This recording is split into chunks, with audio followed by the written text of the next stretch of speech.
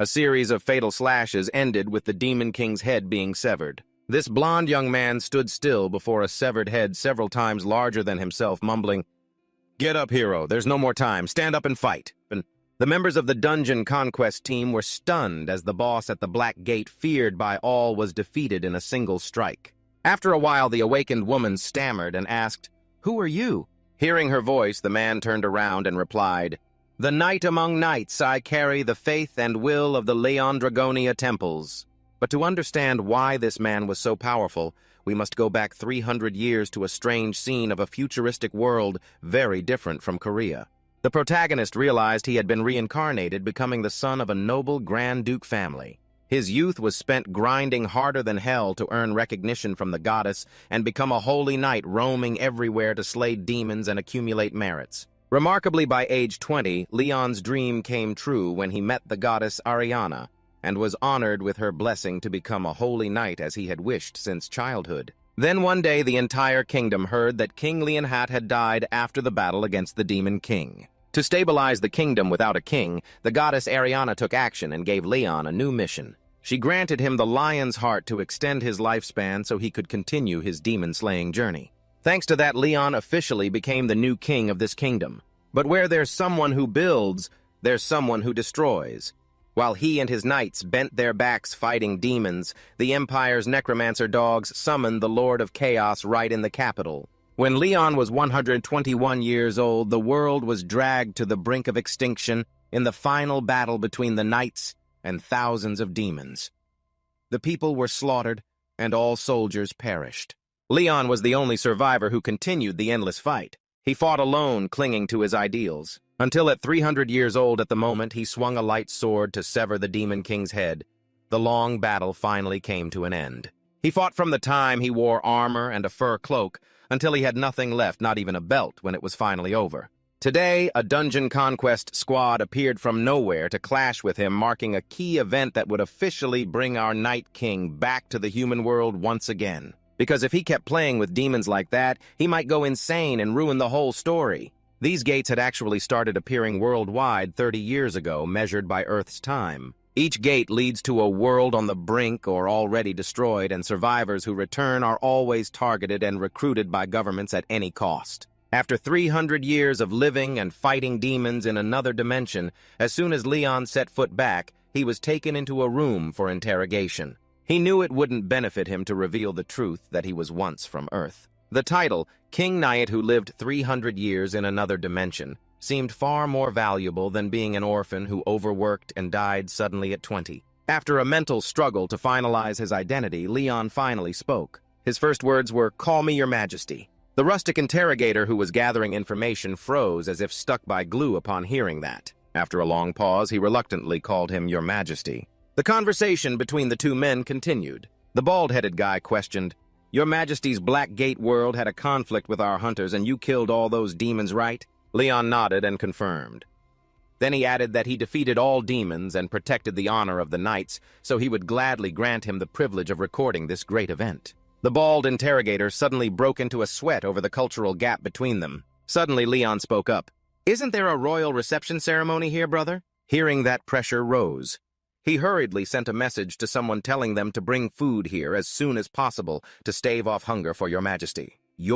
While waiting, he entertained himself by telling him a bit about the current world situation and the impending dungeon explosion if the suddenly opened gates aren't dealt with at the root. He was telling the story when the prepared food coincidentally arrived. Leon stared speechless at the stew bones simmered for hours, seasoned with salt, pepper, and a bit of crunchy kimchi.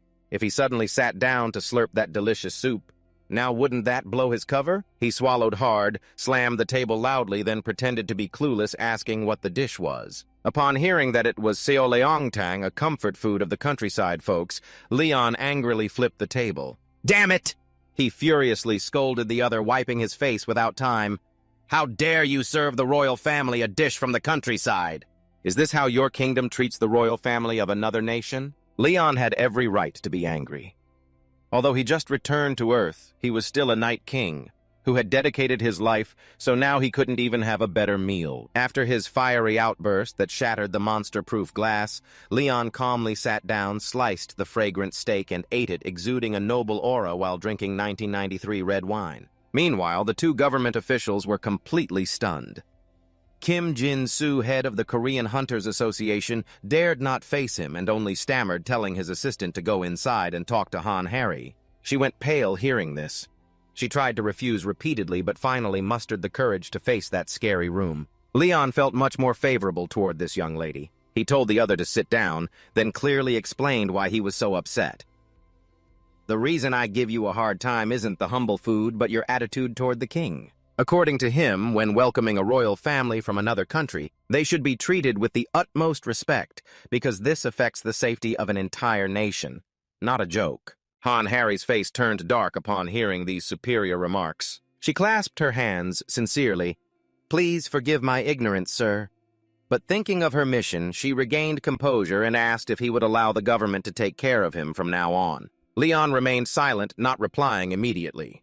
Although only 25 survive on Earth, he understood that government people highly value survivors returning from dungeons. They don't care about the requests made, but focus on preventing people like him from joining other nations. Cooperating to fight demons was no problem for him. However, something extremely obstructive was happening here. Leon, calm just moments ago, now shouted, "A king would never abase himself to be a soldier in another country's army. I will form my own squad of knights right here in this world, with the mindset that all beings are inferior. If I alone am superior, then fine. How can I argue against that?" Han Harry left the room looking utterly exhausted. Suddenly, the control room echoed with a warning siren. All staff phones received a message that a dungeon had just appeared in the Honam Plains. Kim Jin-soo gripped his phone tightly with a very troubled expression. He worried that if a dungeon broke out near the storage facility, those cruel elements would destroy all the food supplies. Hearing that, Han Harry suddenly remembered SR rank hunter Ion 1 from the Phoenix Association. How could he fail to stop an orange gate there? Her boss obviously knew this, but was convinced those bastards were deliberately letting things happen. So he hurriedly ordered everyone to rush over and see what was really going on. Sure enough, just as he thought, when they arrived at the gate, Phoenix Association leader Lee Yong-wan and his people were already waiting. Judging by his arrogant face, he knew this guy deliberately let the dungeon break out because the government rejected his request. The Phoenix Association is a bunch of blood-sucking demons. They make huge money from byproducts of the Demon Stone gates and monster materials, and then they want the government to exempt their taxes to earn billions more. The clever bastards pushed Han Harry to speak first. "Hunter Lee Young-won, we need to close the gate immediately. Starting today, the time will be 1 week. If we leave it like this," she wouldn't even finish her sentence before he silenced her by saying his guild members were severely injured and couldn't go clear the dungeon right now. It was obvious he was lying. Han Harry got furious and yelled that they had no patriotism left. They didn't think about the people at all. Lee Yong-won, however, burst out laughing, and kept insisting that he knew nothing. The only thing he understood was that in this world, justice is determined by money and power. Now Leon couldn't stand it anymore. He stepped forward and called him shallow and outdated. Lee Young-won, taught a lesson by a stranger right in front of everyone, stepped up and asked, "Who are you? You don't look any different from a foreigner." Leon was genuinely angered now. He sneered and asked in a low voice, "Shut up, huh? How dare a lowly person like you open your mouth and say such things to me?" Neither would back down. Just as they were about to fight Han, Harry hurried in to mediate. "Stop it. Hunter Lee Young-won is a survivor." The other guy paused at that, but a second later he completely flipped. He greeted Leon in a Western style, but because his opening was so rude, Leon ignored him entirely. He turned to Kim Jin-soo and Han Harry and ordered them to report what was happening here. "There's nothing better than having a strong ally." Han Harry quickly spoke up. "This is a dungeon outbreak. When it happens, a large amount of harmful elements are released, polluting the land. And obviously, crops cannot grow on contaminated soil." According to her, the Honam Plain was an extremely important food storage area. The best solution is to purify it and clear the dungeon as fast as possible. Leon stood before the large orange gate with no worry, saying he would soon enter and help them defeat the monsters. But no matter what, a king like him cannot casually participate in any foreign military actions. He needed her to report back to him. He would wait until receiving approval from this country's king before taking any action. Harry was frustrated but said nothing. She was willing to let him act recklessly, but Leon firmly refused. Everything has legal issues and rules. How can you call yourself an honorable warrior if you don't obey the orders of this nation? Hurry and send word to your king. Although it's redundant, the government faction was forced to contact the president just to assure Leon that he would agree. That same evening, she prepared a few things as requested and brought a doll to him, wanting to ask what it was for. Earlier, he had asked Han Harry to find women with children and have them make the doll by hand. This was the reason a doll-making contest was immediately held in this plain region. Holding the first doll in his hands, Leon angrily tore it apart in an instant. Many other dolls were brought one after another, but none escaped the fate of being tossed aside. If they looked ugly, he cursed them harshly, cursing so much the women couldn't lift their heads. Until an 80-year-old woman brought out a doll, then the foul-mouthed king softened a bit. He grabbed her hand and started a conversation. "How many children have you given birth to?" She answered 12. Surprisingly, the old lady almost got Leon to suggest the president award her a medal for her dedication. After getting what he wanted, Leon now returned with everyone to the gate. A quick ritual was performed within the magic circle. He took out a finely crafted cup and began speaking words of worship to the Earth Mother Goddess here. A bright golden light flashed. Then water suddenly appeared in the cup and kept rising. The sun was rising as countless droplets began dancing and spilling out, but soon after they gathered onto the doll lying right next to it. Needless to say, everyone around was shocked and scared by this sight. The doll could stand up, not only that it could speak with all reverence and respect. Leon bowed to the goddess who had just appeared before him. "Child greetings to Earth Mother, Demira, goddess of life and lord of abundance." He told Goddess Demira about what happened here, not forgetting to sarcastically mention a few aggressive, lowly thugs beside him who were ugly and liked to play the role of evil gods. Hearing this, Demira comforted him that foolishness and greed are not always considered sins. These are inherent traits in human nature. "So, what do you want to do now?" Leon replied immediately. "The god will ensure that duty and power can coexist here. The god will correct these fools and guide them onto the right path." Goddess Demira felt very pleased with the apostle's good spirit. Therefore, she decided to spread her divinity and quench the land's thirst with her own flesh and blood. A drop of water fell with a plop from the doll's hand onto the ground. The entire rice field that had been withered by evil energy was instantly purified, sprouting and bearing lush golden rice stalks. Li Ianquang took some rice in his hand, but his face twisted as if a monkey had just eaten chili. He shouted, "Everyone don't be fooled. Those crops were grown using magic and are extremely poisonous." I'm sure that's something everyone already knows. Not only that, he aggressively insulted Goddess Demira as nothing but a stupid straw puppet. Oh, truly a low-class country bumpkin. Leon looked at him with utter disdain. He said, "I can only forgive your stupidity this one last time, so don't dirty the goddess's name with your foul mouth anymore." Liangguan was angry, but couldn't argue. He was unwilling to accept that his plan was about to fail because of a stranger. So he started looking for another reason to prove that what had just happened was a fake god scam. He called someone from the Phoenix Society and introduced, "This is the appraiser." That guy wasn't some amateur and quickly used his abilities to verify the rice just harvested. A description board immediately appeared before everyone's eyes, stating that this was indeed rice blessed by the gods. Moreover, it could cure third-degree diseases, even cancer, if eaten over a long period. Finally, having some food, why hesitate to light the fire? Kim Jinsu called his subordinate immediately. "Someone go get a pot from the minister's house." After some cooking, everyone quickly made a bowl of white rice to restore their strength. While Kim Jisoo was still stunned by the healing ability, assistant Han Harry hurriedly carried a bowl of rice over. The group, upon hearing that eating an insect from this field would yield corn, their eyes lit up brighter than headlights. And of course, what must happen did happen. A peaceful scene appeared. The young men suddenly turned into children chasing insects noisily across the field. Goddess Demira, seeing there was nothing left for her to do, informed Leon that she would be leaving. Before leaving, she didn't forget to place her hand on his head and kindly remind him, "Whatever you do, remember to eat well and fill your stomach." The doll then fell with a thud onto the table and returned to its lifeless form. At that moment, Leon looked toward the giant orange vortex and said to Han Harry, "Once the warriors have eaten their fill, we will enter through the gate."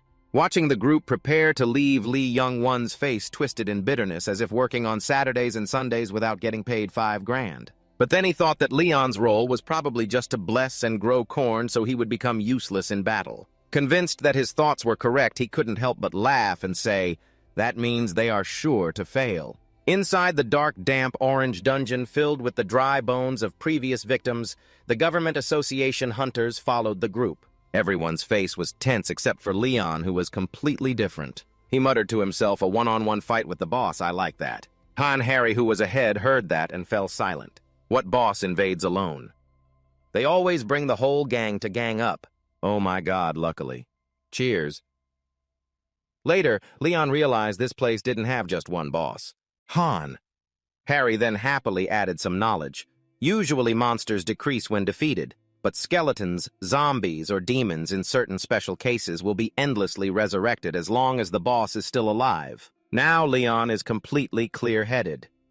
While the two were still talking, a bright red warning board appeared clearly stating that a dungeon explosion had begun. Commander Knight Dullahan was advancing with his army, ordering everyone to defeat him within 3 hours. The hunters from the Government Association had just received their mission when countless skeletal warriors charged from afar. They were commanded by a knight with a head in 2 places. Seeing such a huge enemy force, Dullahan and everyone else panicked. Kim Jisoo immediately spoke up, instructing everyone to stay calm, and asked his subordinates how many enemy archers and mages were ahead. Upon hearing the question, the subordinate replied immediately, "Currently, I see 30 archers and 2 mages." After grasping the situation, Kim Jin-soo ordered his archers to aim for long-range shots. Meanwhile, the shield-bearers were responsible for blocking the monsters advancing forward. The battle officially began. An impatient skeletal warrior charged straight at Kim Jin-soo and swung his sword in a powerful strike. With his experience, he immediately raised his shield to block. However, the strength of this skeleton was greater than he had imagined. But for a B-ranked tank like him, he still had enough strength to give it a hammer blow right through the head in return. Just after taking down one demon, he suddenly realized that the 2 enemy mages could cast high-level magic. Kim Jisoo immediately shouted to attract their attention towards himself. A stream of magic flew at him with a loud crash. He was still fine thanks to some government-sponsored Red Earth equipment. But as he looked up, the boss knight had already ridden his horse right in front of him. One hand held his own head while the other gripped a large blade. Yet with just a light swing, he sent his opponent flying far away. Glancing at the team leader struggling beside the rubble and the other teammates who didn't seem much better, Han. Harry thought of the person who could defeat the great demon lord and ran over to plead, "Sir, please help us." Unexpectedly, she received a look full of contempt and a face more arrogant than ever. A king would never bother with such a small fight. To Leon, telling someone they could defeat the Demon King with a single strike. And fighting some walking skeletons was nothing but disrespect to a divine being. That's it, don't expect the person in front of you to lift a finger. Han Harry knew he had no intention of helping to eliminate the skeletal soldiers, so she decisively turned to her teammates and said she would handle the boss herself. She gave a few instructions to her subordinates and then dashed straight toward Knight Dullahan. A very impressive mid-air flip followed by an unexpected sword swing at him, though it was blocked. The young woman was busy planning in her mind. One slip-up and she was distracted by the enemy's floating head. Dullahan threw his head to draw attention. Then he immediately delivered a powerful punch that knocked her back just like he did with team leader Kim Jisoo. That hit almost cracked Han Harry's back, but she managed to survive. Unexpectedly, when she looked up, the horse carrying the knight was right in front of her. Seizing this God-given opportunity, the young woman didn't run, but immediately launched a wide-area strike in retaliation against the one who hurt her. A huge explosion engulfed everything in smoke and fire. Dullahan couldn't dodge in time and was hit. He roared and wildly swung his sword, trying to get away. But Han Harry couldn't let it go. She aimed carefully at the head in his hand and thrust with all her might. Unexpectedly, she was anticipated and blocked by the blade. The enemy naturally didn't spare her, but luckily when Dullahan counterattacked, he was distracted by someone's applause.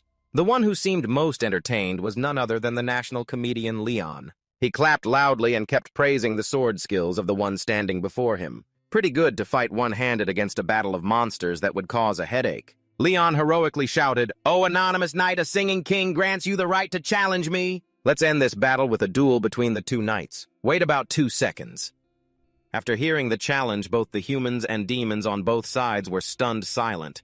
Everyone thought the boss would never accept this, but how could they have guessed the other side actually nodded in agreement? After Dullahan accepted a solo duel with Leon, the skeletons looked up in surprise, but then they had to move their clumsy, bony feet. The forces of both sides stepped back and stood around. Leon stood there looking at the headless knight and said with admiration, "Great knight, relax a little." After finishing, he created a magic circle and summoned a sword that popped up. Then Leon continued, "I remember your sword style uses dual blades, right? It's not suitable to fight with a one-handed weapon like this." This made Dullahan a bit confused. He stood there silently without saying anything. At the same time, Harry called out, "Your Majesty, look at the sword in front of you." In response, "What is it?" She analyzed that Dullahan guy can't be defeated unless you cut off his head. Hearing that, Leon was a bit surprised and said, "Really, does that matter?" His naivety made Harry freeze completely. That was obvious, she thought to herself. How could he possibly defeat Dullahan without cutting off his head? Leon confidently insisted that it wasn't that important. What decides victory is the honor of a knight. He raised his sword and continued, "In the name of the first knight under the witness of the goddess of light and justice, I, Duke Dragonia, and also King Leon I." Meanwhile, Dullahan remained silent, extending his hands to grip the great sword with both hands. Leon's voice continued, "Will grant the honorable knight a duel that can wait no longer." Dullahan, who was not much for words, jumped forward quickly where Leon was waiting, leaping up and raising his sword, ready to strike down. Leon still did not move, maintaining a very calm stance. Dullahan's strike was unleashed, leaving a long streak of light behind him, chopping straight down where Leon had just stood, shattering the ground. After the dust cleared, Leon was still standing coldly, having raised his sword to head height, easily deflecting the lethal blow. Where the weapons clashed, a flash of light glowed from the immense force. Leon tilted the sword slightly down, creating a gentle, swirling wind. Then Dullahan's huge sword dropped with a thud while Leon's sword was placed on the headless neck. Leon looked coldly and declared a kill, his sword point aimed straight at the blue light on Dullahan's neck. Immediately, Dullahan jumped back behind a beam to keep a safe distance, but showed no sign of stopping.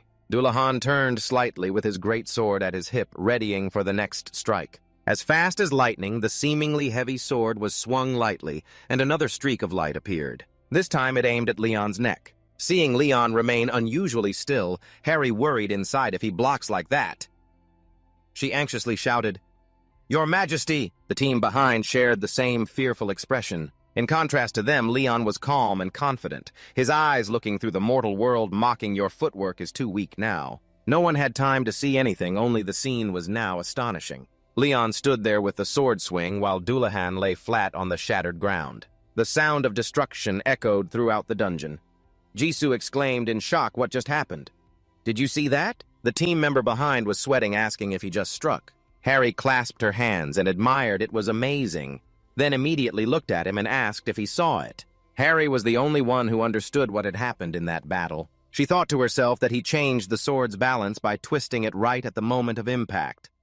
Moreover, he made a horizontal slash at the same time. She looked at the scene before her where Dullahan was kneeling before Leon and silently concluded that no one would dare to do that. Meanwhile, Leon continued stepping forward, pointing his sword at Dullahan's head. Leon stood proudly looking down, counting the kill for the second time, saying to Dullahan, "Get back into a defensive stance." Meanwhile, Harry's train of thought continued analyzing. He could do it because he was overwhelmingly dominant. It had also been a while since Leon defeated a knight in a proper honorable duel. It seemed like a trick to overcome adversity. Any knight would think that way upon receiving an offer to dismount from the opponent. Meanwhile, the battle was still ongoing. Dullahan stood up. If his past opponents ever thought like that, it was a foolish thought. Look at Leon right now standing tall with a gaze as if he had endured countless battles. To everyone, he was like a star, always pursuing honor and excellence. Leon spoke. "I will try to unleash that sword strike and see how it goes." Without further ado, he swung a horizontal strike at Dullahan. A ring of light appeared as it had before. Dullahan staggered. The powerful sword force made the large blade in his hand flip backward. Leon continued to lightly strike the chest armor of Dullahan and counted the third hit. He had reached the pinnacle of a knight, the king of knights worthy of respect and challenge. Leon coldly asked, "Do you want to continue?" In Dullahan's mind, he told himself, "I don't want to use my soul summoning power. I want to fight this man countless times the way of a knight." Then almost immediately after that thought stopped, he stomped forward. Dullahan prepared to swing his sword properly, following the path of knights. Leon stood still without moving, but was flexible enough to deflect all of his attacks. Dullahan silently affirmed not to use soul summoning, using only his sword against him, just as he had fought famous knights before while wandering the world with the honor of a knight. To him, Leon's eyes were sharp, his demeanor proud, and his power overwhelming. Dunlahan stood there seemingly forgetting everything after becoming a headless knight. His sword was spinning and flying back to its sheath. As it fell with a thud into the ground behind him, Leon continued to count the 10th hit. He commented, "Your swordsmanship is gradually becoming more accurate. Have you perhaps recalled your previous life?" Dunlahan still could not speak, only growls coming from his headless neck. Inside, he was crazed with excitement. "Great knight, you have brought me back to my glorious past." Leon asked again with the same question, "Do you want to continue?" The knight responded only with growling sounds. The skeletons behind showed astonished expressions. Dunlahan's head in their hands had been watching the battle all along. He looked at the two with eyes full of thought. Dunlahan stepped forward, took his head from the summoner's hands, and held his own head against his chest. He wondered, when did I start this brutal massacre? He recalled a bit from the past when Dunlahan stood there with his summoned soldiers atop a mountain of corpses. He continued to question himself. How long have I been fighting and lost my pride? If I can end this cursed journey like this, I would be truly satisfied. Thinking that, he suddenly knelt down. Dunlahan unexpectedly knelt before Leon and offered his head toward him. Leon smiled contentedly. Wonderful. I'm glad you've regained your own honor. He placed his hand on that head. A radiant glow appeared along with Leon's warm voice. I will pray for you. He closed his eyes and continued speaking to Dunlahan. If you ever believed in a god, I pray that God grants your soul peace. If not, then I pray the goddess will guide you to the end of heaven. Leon looked at him and smiled. Great knight, I hope one day to meet you again at the Feast of the Gods. Let this place be filled with light. As he finished speaking, the entire dungeon was filled with a blinding light. Dunlahan's head was slowly dissolving, and the armor on his body began to disappear, revealing a human hand. The long-forgotten face of Dunlahan also appeared within the glorious light, returning to Leon Dragonia. Leon sat for a while after conquering the dungeon, while the entire Hunter Guild conquest team was each busy cleaning up outside. Harry stood there, saying he still kept his promise. Jisoo continued, he really ended it in a one-on-one fight. Recalling a bit from that dungeon, that dazzling golden light made her eyes widen in astonishment. But what kind of light was that? It seemed like he said to let this place blaze with light. Back to reality. Jisoo wondered if that was what he called holy power. That must be why the zombies disappeared immediately after. Harry complained a bit, frustrated that he should have used that skill sooner. Just then Leon appeared and spoke up. If I had done that, the great knight would have ended up as a summoner, not as a knight anymore. Hearing that, and seeing him standing there, she could only reply respectfully, Yes, your majesty. The image of Dunlahan continued appearing with Leon's explanations. The knight always lived by the word honor. Honor comes from actions, and actions come from will. Dunlahan received what he deserved as a noble knight. He turned to look at the distant field ahead. Now I will go claim my loot. Where there is battle, there is loot. Those words made the two hunters look puzzled. Then on a piece of black cloth lay a sword and a sphere, both radiating a purple energy. Jisoo frowned and marveled, Hey, this seems to contain a lot of mana. Harry was amazed. Dunlahan's greatsword and cloak are here too. Leon's gaze focused on that sphere. The mana it emitted was hard for anyone to resist. He started thinking, his face not very happy, moreover looking frustrated. While Jisoo exclaimed this would sell for a fortune. Leon then shouted back from the trash heap and directly destroyed the sphere. Besides the sword remaining intact, the sphere was completely destroyed, now reduced to rubble. Those present were stunned and regretful at this decisive action. Leon frowned seriously and said things like this only bring bad luck. Scene changes to somewhere in the Hunter Guild after conquering the dungeon. Harry sighed deeply, tiredly pushing a cart with food and intending to go inside. Her face was gaunt with dark circles under her eyes. Leon had been back on Earth for 4 days. Harry, suddenly startled. So many things have happened in such a short time, so tiring. There was a small chaos about taxes. Leon felt something was wrong, showing indignation. What, I'm a king, yet have to pay taxes to another country's king? Harry prepared to explain about taxes, but before she could finish, Leon interrupted. Don't talk about that cheap money anymore. They aren't worthy of a king like me discussing. He said that, leaving Harry speechless and helpless. Stop talking about money, I'm losing interest here. The issue of accepting followers to build the temple was also a problem. The villagers gathered around asking, so how will we supply the products? Leon announced seriously, 90% supply that amount of products as offerings. I'm already being too generous. The farmer looked confused and complained taxes and living expenses are already very heavy, so if we pay 90% of the products. He crossed his arms and asserted to them the goddess's followers don't need to worry about food or clothing. All living benefits and everything else will be handled by our guild. Harry reassured the two holding a piece of paper. Remember the blessings from the goddess on the rice plants. Isn't it amazing?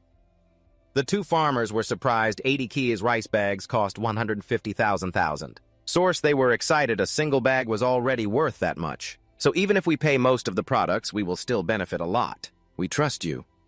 Leon stood there smiling contentedly, but the biggest problem lies with him.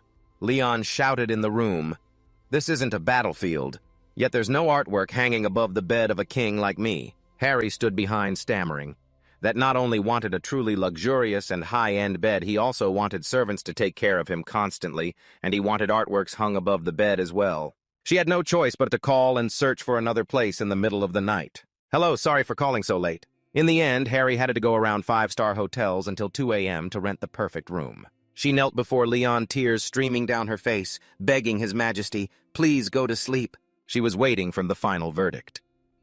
He also compromised with a room decorated with paintings and ceramic items placed around. For now, that was all. Harry stepped forward and called inside, "Your Majesty, Han's servant. Harry is here." Inside, Leon allowed her to enter. She pushed in the food cart and asked, "Are you well, sir?" He sat in the chair, looking out the window, and replied, "Is there something wrong?" Harry approached Leon. "This is the royal meal. Please enjoy it, sir." Leon held a glass of wine, eyes still closed, concerned. "Have you eaten breakfast yet?" She honestly replied, "Not yet, sir." He advised, "At least bring some food for yourself. Don't go hungry." Harry was sweating nervously, stammering, "Yes, sir." She opened the food lid, revealing a table full of delicious and fragrant dishes. Her eyes widened and her mouth naturally curved into a smile. "Looks so good I should buy sandwiches to bring next time." Suddenly Leon spoke, startling her to turn around. "Sit down." Harry blushed shyly, thinking, could His Majesty be planning to share the meal with me? She sat down at the table, her face lighting up with a bright smile. He asked curiously, "What are you doing?"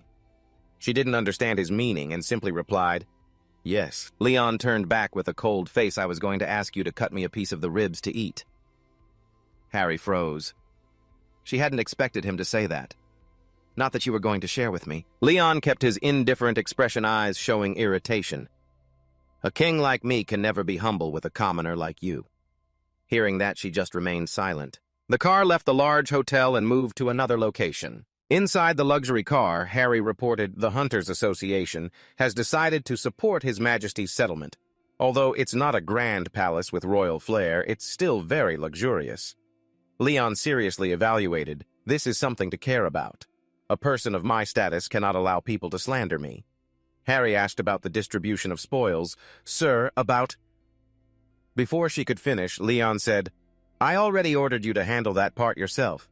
He was also not easygoing, but said, "Don't touch that cloak. I'm quite fond of it." She could only smile awkwardly and let it pass.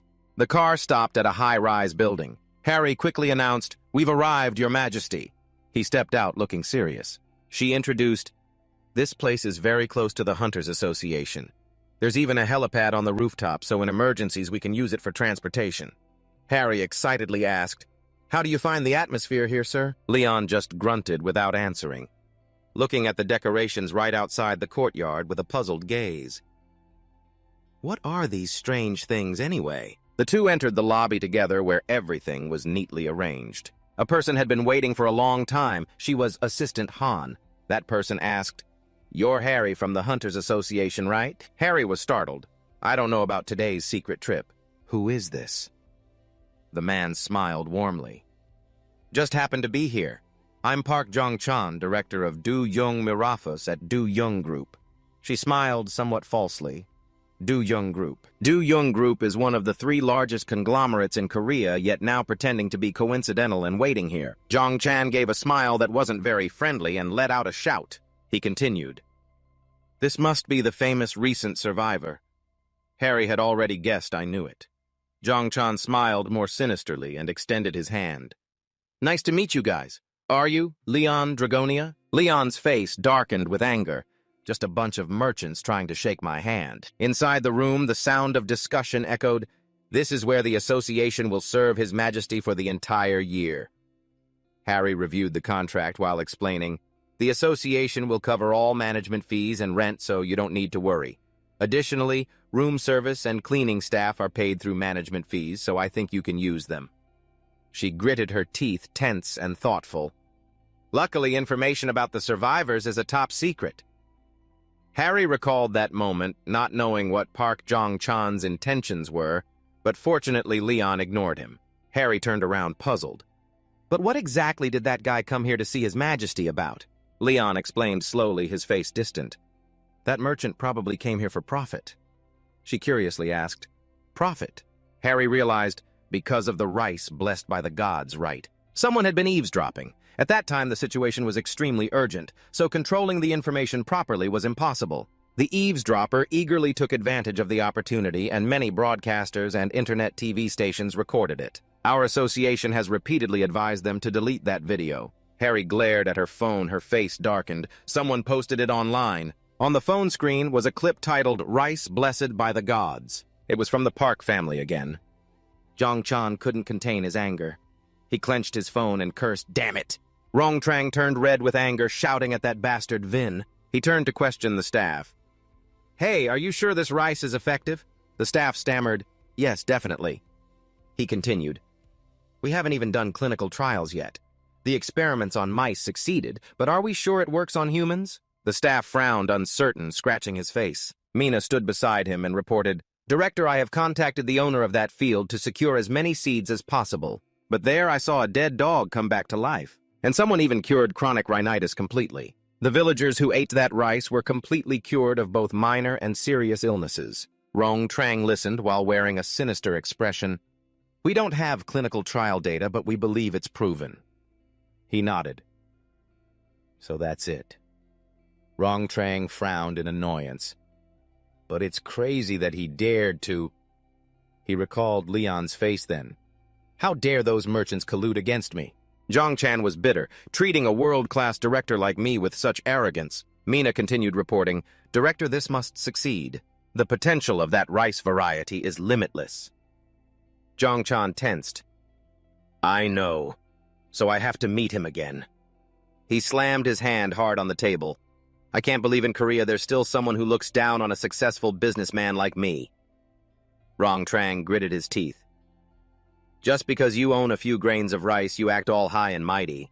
You picked the wrong opponent, you savage survivor." He smiled frighteningly. "You're just like all the other survivors, always lagging behind civilization, but foolishly thinking your world is the most advanced." Rong-trang smirked. His face darkened. "Get ready for culture shock, you fool." Leon appeared shining brightly, returning to Earth. He set 3 initial goals. Spread faith in the gods. Statues worshipped appeared under the light. There are many gods and believers on Earth, but true divine power doesn't exist. A god should be worshipped and bless the world, yet people still suffer illness, and the land becomes more polluted. People gather at the temple, so to harness divine power, a new belief must be created. Therefore, many must believe in a second new god. Train temple knights, warriors clad in shining armor. In this world, there is no warrior organization that uses divine power. They fight with all of their might. If the protector of Lionheart's holy grail is considered a demigod, then temple knights are saints. Each strike and slash falls.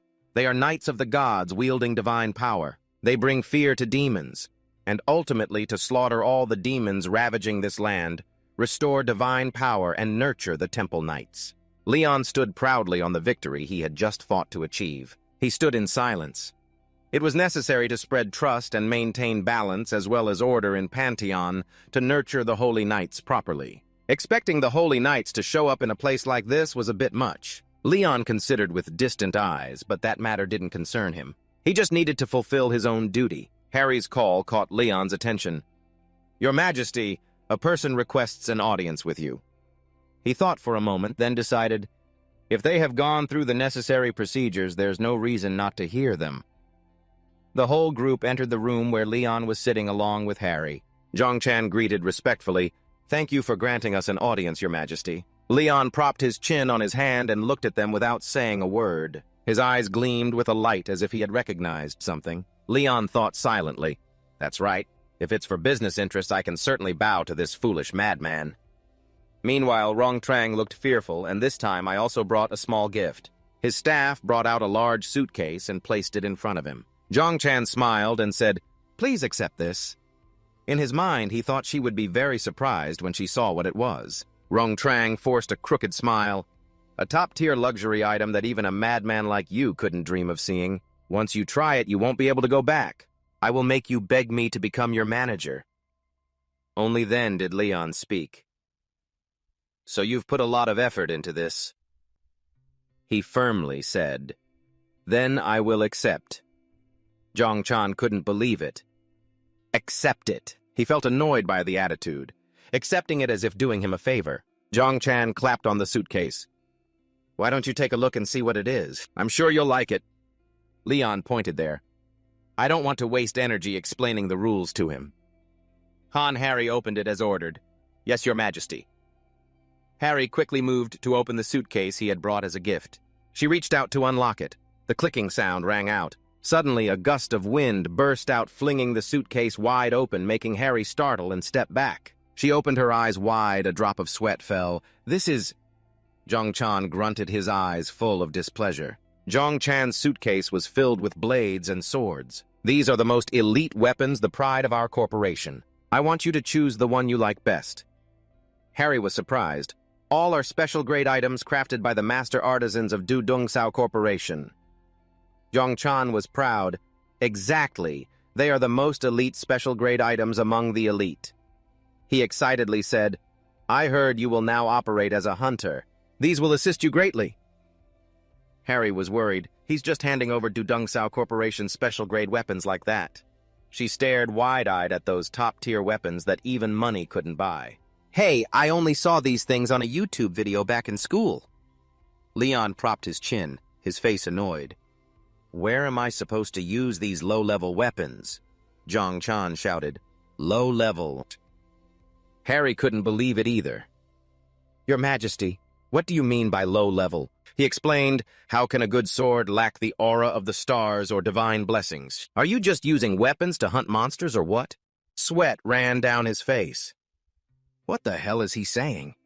Does he want me to hang swords out to dry like drying chili peppers, and even pray over them? Leon still kept his cold face. "You harbor disloyalty." Merchant Dongchan waved his hand anxiously in protest. "You misunderstand." Leon suddenly changed tone. "All right, as a merchant, boasting about goods wherever you go is normal." He picked up a sword. "This thing can only kill chickens and cows, but I'll try it." Rong Trang and her subordinates gaped. What, he pulled out an ancient sword from Cao Trung? His face twisted. That's all he's got to despise his own weapons like that, this damn madman. He still refused to accept it. "I want to see the power of the sword in your hand, Your Majesty." Zhang Chan turned to Harry, his secretary and manager, Han Harry, who responded, "Yes." He asked Han, "Do you want to try one of the weapons here?" Harry was startled, but excited. "Me?" She looked toward Leon, who had his eyes closed tightly. On the other side, looking hesitant, Harry also began to draw a sword for herself. So she held in her hand the sword she had just been allowed to draw. She carefully admired its image, the sword she had admired for 4 years. The sword of the master craftsman. Park Jinxian Dawn. Harry brought it before her, and she could feel its power. It really felt like it had absorbed the dense sunlight energy of the special gate for 10 days. She couldn't believe it. "Could I really use this?" Leon casually said. "Just swinging a toy. Do you need to ask permission?" Rong Trang heard that and wanted to go crazy, damn it. Harry got into a sword-holding stance, and her eyes shone with anticipation as she held that sword in her hands.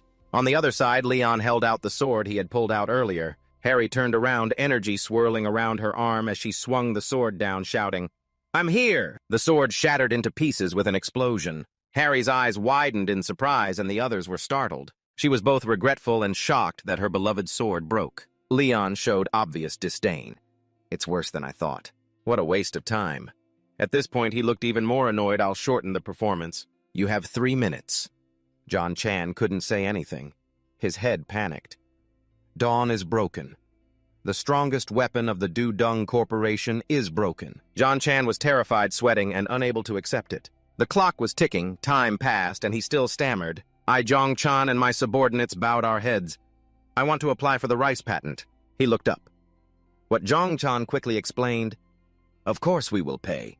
He frowned. According to our calculations, it's worth about 180 billion.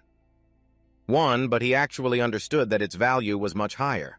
There's no way rice that cures cancer would be worth only that much. John Chang was convinced, but wondered how this crazy guy knew the value of 180 billion won. He would go crazy when I explained how much that money was worth, Leon questioned. You said you want to buy rice with money. He smugly said, here it is. Yes. Of course you must sign a contract that the Dudung Corporation will have exclusive rights to the rice. If you want, I can even raise the price. Leon looked angry again, stupid merchant. He became like a lion, his eyes shining. How dare you insult the divine? Zhong Chan and his subordinates were all scared. He gritted his teeth and said nothing more. The big lion growled right in front of them. Zhong Chan panicked. I'm dead. Leon looked at them coldly. Fool, do you know your crime yet? Rung Trang knelt down, trembling all over. I really don't know what I did wrong. You need to be purified. Can you be so ignorant and stupid? He just hung his head, growling. The shining fields of produce were the fruits born from the blessed land of Demira. Just thinking of that image, Leon softened. It was a blessing for the farmers sweating and tilling the land. Demira shone her face full of gentleness, not something that could be bought with gold, but given through gratitude and faith. Accordingly, he stared at them. You, the cowards, chasing shallow profits and deceiving others. I ask you. The words continued as Rong Trang angrily said, how can you profit from the produce of the divine when you do not have faith? Leon was standing watching the night scene when Harry spoke up. Will it be okay if Director Park Jong-chan leaves like that? She wondered. From His Majesty's perspective, even if they are unscrupulous merchants, they are still influential people. He still stands there, not worth worrying about. That alone isn't enough to shake the merchants. Leon turned around. Anyway, have you finished preparing what I told you? Harry held something in her hands. I've contacted the association already, but her face suddenly flushed. This time, His Majesty is also doing an inspection, right? According to procedure, measuring inspections will make the work more convenient. He frowned. What nonsense are you talking about? You said those worthless guys will inspect King Leon? Harry's eyes wide open, mouth agape. Then why do you want to go there? He crossed his arms. I have to select capable free soldiers. I will inspect them. She hesitated to say that, but according to the procedure, even if Leon was determined not to, he still had to do it. Harry wanted to cry his eyes out. Inside the high-rise building, this year's Gu also arrived a young D-rank freelance hunter. Gu DCO Junhyung waved to call Gu over for a rank evaluation, huh? The spacious waiting hall was carefully arranged. Junhyung looked over approvingly. Gu has really put in effort. Gu could only smile awkwardly. He asked how Han is this year. Probably going to be promoted, right, DCEO? He mumbled. He just has to try harder. Junhyung comforted. Don't say that. Or maybe you and my team should go. DCEO frowned. Those without talent get C rank, but I've been stuck at D rank for 15 years. He enthusiastically welcomed saying someone like Gu would honestly and quietly work hard and quickly become a top player. Well, speaking of which, the mining team isn't bad either. Gu smiled and agreed, that's true, I've already taken the test 15 times. DCO's face was serious. Gu was determined. Still, I want to try a little harder. If it weren't for conquering dungeons with high life reward payouts, paying off debts would be tight, plus taking care of family. I can't give up. Thoughts swirled in his head. No matter what, he had to reach C rank to escape being a porter. Junhyung was startled and looked over. Is that a foreigner? DCO guessed maybe a European. Junhyung was curious, not a foreign laborer. Gu offered an opinion there are poor countries too. But he didn't think so, he's European. Leon revealed a sharp face with a high-nose, golden hair, and tall build looking like royalty. Junhyung called from behind, making Leon turn around. Hey, young man. He cheerfully approached and asked in English, how are you? Leon angrily looked at him with murderous eyes. Don't deliberately start a conversation with me, commoner. The words froze both Junhyung and DCO. Both seemed to turn to stone. He chuckled. That guy learned some Korean oddly, huh? Gu was startled earlier and immediately replied, that's right. Leon looked back. That gaze left DCO speechless. His eyes were sharp and filled with ferocity. Junhyung saw DCO trembling all over and wondered, what's wrong with Gu? He asked with concern, are you hurt? At this moment, DCO felt something was off. In Gu's eyes, Leon stood proudly with powerful energy radiating, making it hard to breathe. It was like something oppressive, something huge. At that moment, the female staff called out Gu DCO number 57. She announced it was his turn and invited him into interview room number 2. DCO quickly turned and said, "Yes, I'm coming right away." Leon still stood there, glancing toward DCO. He pondered, Worry showed clearly on Gu's face. Just one person. The female staff checked. "Are you okay?" DCO answered, "I'm fine, just a little nervous. I'm not here to find strong fighters, but no one is worthy to be a knight." Leon's image from earlier stayed vivid in his mind. They were all the same. Before, those who came to be tested were all low-rank hunters. At 5 a.m. it was nothing but fools coming to test awakening. Leon Dragonia. "Leonard, please enter interview room number 9. From the start, it was an unsatisfactory situation. Room number 9 was where he went for the test. Leon strode in confidently, making everyone turn to look. The staff read his name, Leon Dragonia, call number 77. Leon ordered the commoners to call him His Majesty. The man was confused and stammered, His Majesty, the staff requested that. "Please place your hand on the measuring orb here for the test." Leon looked at the orb with an indifferent expression. He was silent for a moment. Leon's face became uncomfortable. No one knew what he was thinking. He grunted for a moment. The staff patiently waited for Leon to finish the test. He uttered a word that made the man dumbfounded and confused. Leon crossed his arms and challenged, "How dare a commoner test the honor of a knight?" The staff explained that the measurement is not done by us, but by the magic prop. He even more wanted to refute the claim that a machine like this could measure a knight's ability. Leon clearly stated that only honorary knights and the gods can judge knights. The staff's face fell. Why did he even come here? Leon turned away sharply. "I came to recruit talented soldiers, but even the examiners are mediocre like this. Recruiting so blatantly, you stand before them with that confident look. So far, I haven't seen anyone satisfactory."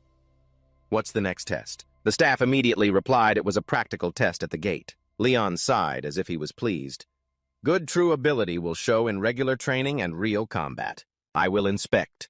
But Leon's words made the staff look terrified. "No, it's not an inspection, it's participation. It's a vast space. Everyone knows dizziness symptoms, right? Some people feel dizzy passing through the gate." The sole DC gate, he looked seriously into the distance. Usually completed gates are closed and removed, but some dungeons are intentionally kept for profit. This sole gate is one of those. "Everyone please gather this way. This year's measurement isn't much different from last year. You look around and at everyone to reverse your evaluation. You must be active in this practical test. People are also excited to check it out. So this is the gate." Nation happily said, "This place is totally a hotspot." Taehun reminded Jin, "Before anything, turn off your phone." DC looked at the worried face. "Are you two new, fresh and lively? Shout out what a great atmosphere." He was uneasy inside. A man over 60 classified as rank D or maybe C. DC looked back hesitantly, and Leon, wearing dark glasses, walked like a model. The foreign laborer met earlier in the waiting room. DC frowned. Taking the promotion test at this age must mean a rookie. Except for the old man, everyone else are rookies. While he worried deeply, Leon pulled down his glasses and struck a cool pose. "Is this okay?" A group of hunters gathered together. "Let's confirm our positions." DC introduced the first person. Gu Deo, 15 years old hunter. Profession warrior. Main role dealer. Taehun smiled and greeted, "I'm Taehun, awakened this year using spear and shield." The girl next to him smiled brightly. "I'm his sister, Senazion. I use a sword group lately learning archery." DC frowned, showing concern about these rookies not knowing their limits. He considered asking if the two had any schooling. The two confidently posed. "My sister and I have been at the academy for 3 months. DC's face went black rookie. Then he turned to the old man. "What about the old man?" He clasped hands behind his back. The old man was O Kang Tae with 5 years' experience. His weapon was gloves. Though awakened, he had been busy working and only recently retired. By this point, he no longer felt hopeful. Too little experience for his age. Plus, his weapon being gloves made it hard to compare with spears and swords. DC scratched his head and looked toward Leon. "Is the last one a foreign laborer? Can you speak Korean?" He tilted his head toward him. Leon stroked his chin silently. "Seriously said I don't fight, I can't use a sword to chop dragons or catch chickens." That comment sounded odd to DC. This guy's Korean is problematic. Everyone started moving deeper into the forest. For this test, you only need to hunt 50 goblins. The supervisor announced. Sometimes interesting things appear on the battlefield. If dangerous, the supervisor will personally intervene. So focus confidently on demonstrating your abilities. DC listened silently. Taehun looked quite curious. He was sweating. Will this test be okay? Earlier, DC asked about Leon. This foreign young man doesn't use any weapons. Nazi-friendly hands over the bow. Here you go, handsome, I'll lend you the weapon. Do you know how to use a bow? Leon took the bow and said, someone like me using it. She happily agreed, yes, you use it, and then return it to me. Suddenly his face tightened in anger.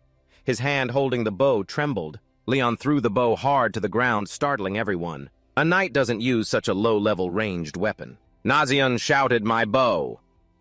The supervisor didn't understand what was happening. What are you doing? And DC was speechless. He felt quite hopeless. If it's like this year's test is basically over. DC led the hunting group, pointing forward. Does anyone know a place we can go hunt there? Tae-hun smiled faintly. He has more experience after all. Kang-tai just follows the old man, no objections. Tae-hun went up with him. DC said near the grasslands there's a herd, it should be bigger there. DC explained when the number of people is small, don't rush to disturb their nest. If surrounded, you can't guarantee a retreat path. He planned we will attack the ones living in the caves. We'll burn leaves and grass around to blow smoke inside. He concluded, then looked back. That way we can easily attack the kobolds inside the caves. Nation was very proud and exclaimed, you really are experienced. DC sneered. There's nothing to be proud of in this. He clenched his fist, determined. I've studied all attack methods, imagining one day I'll enter the highest gate, though it's always the soul gate. DC's spirit blazed like fire. This time I have to level up. When will I reach rank D? Suddenly, Tae-hun turned pale with fear, shouting, they're surrounded on all sides. Ahead is the kobold DC turning to command. He shouted, Tae-hun, use your shield to block the front. Yes! The kobold growled, with its big teeth running towards the hunting group, slashing a sword across their faces, leaving a streak. Tae-hun swung his blade, smiling. Idiots, he smirked. If you keep attacking head-on like this, blocking you is easy. Nazion drew her bow, shouting to warn him. Next to you, a kobold is running fast toward Tae-hun. DC stood on the other side and could only shout, Tae-hun kobold. Right up close to his face, razor-sharp teeth looked terrifying. DC warned, don't let your guard down, they're weak but act very fast. One punch, the kobold was knocked far away, they screamed in pain. Those punches caused each one to be seriously injured. Tae-hun used his specialized weapon to punish them one by one. The kobolds advanced toward him. DC happily said, good, not many left, let's go quickly. Finally they cleaned up, all exhausted. Tae-hun frowned, I'm sorry, it's my fault. DC comforted him. It's okay, everyone has a first time. The kobolds lay scattered on the ground. Nazian already handled 2 thanks to the old man. No one was hurt. DC encouraged everyone. Well done, possibly. He looked at them for a moment, initially a bit dissatisfied, but this group isn't bad. Leon stood there posing as before, except for one person. DC annoyed. Hey, foreign brother, we're all fighting. Why aren't you doing anything? Nazian was no longer happy with Leon either. Right? She turned to him. Just standing and watching from behind like an employee. Is that okay? The employee smiled. Everything will be fully reported. Don't worry. DC stared at him, hesitating. Then let them continue discussing. We go further in the cave will appear soon. The hunting group went inside and soon arrived. They arrived. In front of them was a deep cave. Tae-hun announced, there really is a cave. DC repeated the strategy. Let's burn fire, as I said earlier.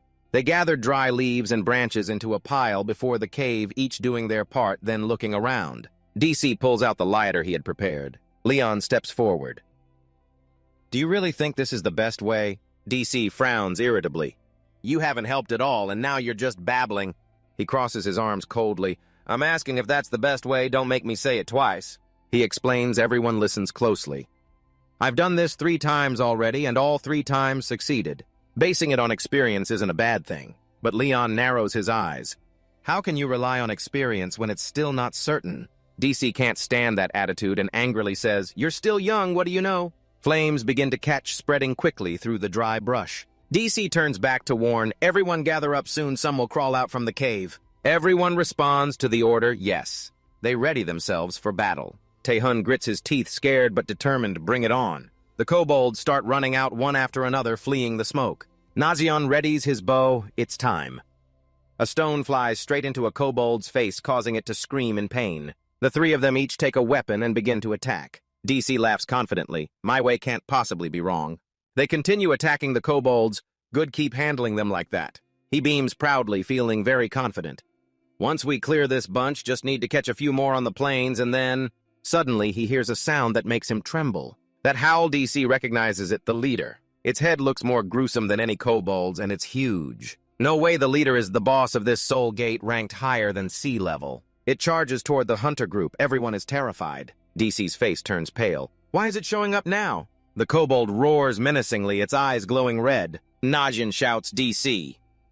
He hears a reply. DC lays out the plan. Tae-hun and I will fight the leader. He turns to Nation, the old man, and the woman. Nation, you stop the kobolds inside the cave. Everyone hears, move to your positions. We need at least one experienced person on each side. Besides, it would be suicide for a D rank to face the leader without frontline protection. DC and Tae-hun stand right in front of the leader kobold. Even as a rookie, all I can hope for is the tanker, praying Tae-hun can hold out a bit. He looks panicked, his face twisted as he stares at the giant beast. The kobold rushes quickly at Tae-hun, who can only blink, frozen face full of fear. DC shouts to reassure him, Tae-hun, stay focused. He realizes something worrying. No, the boss's presence is overwhelming Tae-hun's spirit. Yet Tae-hun keeps dodging the kobold's attacks but can't do anything else. At this rate, he can't stop that attack. He panics watching what's happening right before him. Tae-hun falls right in front of the leader cobra from its attack. DC shouts, Tae-hun, he's extremely tense. Damn it, this isn't good. Tae-hun sits trembling on the ground, looking up at the giant cobra. The staff member still stands there, taking no action. DC thinks silently about the association staff. Why aren't they stepping up to help? They said they would help if danger arose. He's very worried. The kobold is about to reach him. If this continues, Tae-hun will... DC clenches his teeth angrily. Damn it! He stomps the ground hard, kicking up dust. DC moves toward the shield lying on the ground. He picks up the shield, swings it behind him, and shouts, Tae-hun, fall back! The kobold raises its weapon, preparing to strike down at Tae-hun. It quickly slashes where Tae-hun was. But what it hits isn't Tae-hun. It's the shield DC is holding in front of him. He raises the shield to block the kobold's earlier strike. DC uses all his strength, gritting his teeth. The collision sparked bright flames. The kobold slashed across the shield, flames flashing. The kobold growled, its red eyes flashing fiercely. It continued to swing its weapon toward them. DC Ong raised his shield forward. Would it be enough to block? He grimaced, sweat pouring down. If Tae-hun doesn't stay alert and keeps getting attacked by that thing, how can I escape? At this rate, we'll die. Amid the tension, a voice from behind offered some encouragement. Leon caught the kobold's weapon with 2 fingers. One hand in his pocket, the other blocking the weapon. He calmly said, Try again, DC Ong. Stammering, he said, What? He couldn't believe his eyes. He was stopping the Alpha's attack with just his fingers. Leon glanced down and said, Pick up the shield and strike back once more. If you could do it once, why not a second time? Come on, get up and grab the shield. DC Ong's face twisted. He still didn't get Leon's point. Leon beckoned him, saying, You need to block its attack and counterattack. Hurry up! DC Ong looked around. Not now. What are you saying? He turned to Leon angrily. Don't you see what's happening? Everyone's in danger, Leon exploded. His eyes blazed like car headlights. How dare you? You should feel honored to receive training from Leon himself. Dare to argue, Leon crossed his arms, facing DC Ong. For a free soldier to be personally trained by the Holy Knight is a family honor passed down through generations. The debt can never be repaid like the vast ocean. I'm ordering you to block and counterattack with the shield. He looked at him with pity. Feeling frustrated, DC Ong looked up. But to survive, I have to do whatever it takes. The kobold bared its huge teeth and growled thunderously. It charged at the 2 of them once again. Leon said nothing. He just stood there watching it. Suddenly, he unleashed energy. Leon's face turned fierce and deadly. You mad dog, are you crazy? The kobold froze. It sweated profusely as if it had seen something terrifying. DC Ong stood there confused as he watched it. Then he raised his shield in front of him, frowning. The kobold slashed the shield, pushing him back slightly. DC Ong gritted his teeth, face tense, eyes burning with determination. I almost dropped the shield. Leon reminded him, You fool. How can you block with just brute strength holding the shield? He crossed his arms and instructed, Don't face off head-on against something stronger than you. Draw your weapon and aim for the gaps. DC Ong blocked the kobold's attacks while listening carefully. How can you be confident you'll succeed with only a shield? Your opponent isn't a dummy, but a living beast that learns. He felt annoyed hearing that use your brain. DC Ong snapped. Damn it, then what should I do? Leon kicked his leg from behind. Don't take your eyes off the enemy. DC Ong's eyes widened. If I hadn't blocked just now, I'd be dead. Focus. Inside the forest rang out, Don't bury your talent. Unlock your hidden power, Leon said sternly. You can do better! DC Ong was startled hearing that I have talent. I've been a D rank for 10 years with no special skills, just awakened by chance. Facing the current situation, he was up against the Alpha Kobold. No way. Right in front of him was a dangerous giant beast. Hearing that encouraging phrase, there's no way I don't have talent. DC Ong gripped the shield tightly. His eyebrows rose defiantly. This time I can do it. The kobold charged at him fiercely. DC Ong shouted, eyes blazing, face grimacing. I can do this. Its weapon was very close to his shield. The shield was clearly slashed. Sparks flew upon impact. DC Ong and the kobold kept attacking and dodging continuously. You looked toward the weapon's glancing blow, blocked it. DC Ong's expression finally relaxed a bit. I succeeded. Just as he spoke the last word, he took a punch to the face. The kobold threw him far away. DC Ong lay sprawled on the ground. Leon stood there judging the face. How could you not keep an eye on everything? He lay sprawled with a swollen, bruised face, apparently still very weak. This year's verdict from Guccio D in the spacious, neatly arranged room. You knew the two bodyguards standing at the door from the start. Leon showed a displeased look. No way a soldier that strong is ordinary. Kang Hyuk laughed cheerfully. I even wore an illusion mask to hide my body and face, but it seems meaningless. President of the Korean Hunters Association, Kang Hyuk. He continued asking Han, this time you directly participated in the evaluation. Did you achieve what you wanted? He slowly closed his eyes and said, calmly, I supervised the candidate for the technician position. Leon's next words startled Kang Hyuk again. Even without impatience, there's no plan to go abroad. He bowed his head, nodding. This is really accurate. It seems His Majesty's might is so overwhelming that the mood was a bit tense during the check. Leon also signaled silence to the kobold similar to before. After all, it's a level D dungeon monster boss. That's estimated as above level C. He pointed at it with an angry face. Filthy creatures can't even be called human. How long do you plan to keep staring at my face? Then he waved a few times, causing that bug to be defeated. Kang Hyuk smiled, eyes squinting, praising. You truly treated it like a toy. Leon felt it didn't need to be said like that. That chaotic place isn't a place for a stroll. Kang Hyuk cleared his throat. He sat across from him. In short, if His Majesty establishes an association, we will support you. His Majesty can guess this, right? Leon listened thoughtfully. Nothing is easier than reputation. With a reputation, it's easier to rally people. In this era, there aren't many ways to spread reputation other than force. Kang Hyuk's face changed slightly. Suddenly, he became serious. There's a gate upgraded to red because it failed an attack in the dungeon. Their skulls stacked on each other. A place where no one has completed the battle in a year. Always large and highly destructive. A metal-structured machine with bright red dots, fighting for the intelligence jewel held by Jeff Spinner. That is the bug from the special gate upgraded to red. Its eyes flashed, please destroy it. Amidst the fiery red whirlpool, a huge energy gate opened. The stadium gate in the dungeon. The KPP first attack team entered. The group reached that position. Hansu looked tense. Ho-Jian looked forward at him. This place is... He also looked that way. I know those towering skyscrapers and countless bridges connecting multiple spatial layers are modern civilization. At least it's a civilization more advanced than Earth. Hieri turned, speaking excitedly. It's truly miraculous. This is the gate to the future world. Hansu couldn't smile. Once there's fantasy or martial arts, there's no such thing as the future world. Ho-Jian suddenly realized, mouth agape. President, this is a server hole. Hansu's eyes were serious. What a headache. If so, we need to change our strategy when fighting monsters. He raised his hand in agreement. Right, because hunter tactics usually involve fighting fewer strong enemies. He glanced at something, then hummed and looked around for a bit. Hansu decided to choose that building as the base. The higher, the easier to observe. The base gate opened. He looked at Ho-Jian. See anything? Ho-Jian collapsed to his knees. Really nothing at all. There isn't a single NPC and no monsters either. Hansu glanced around to see where Jeff Spinner was. Looks like he's the duplicate here.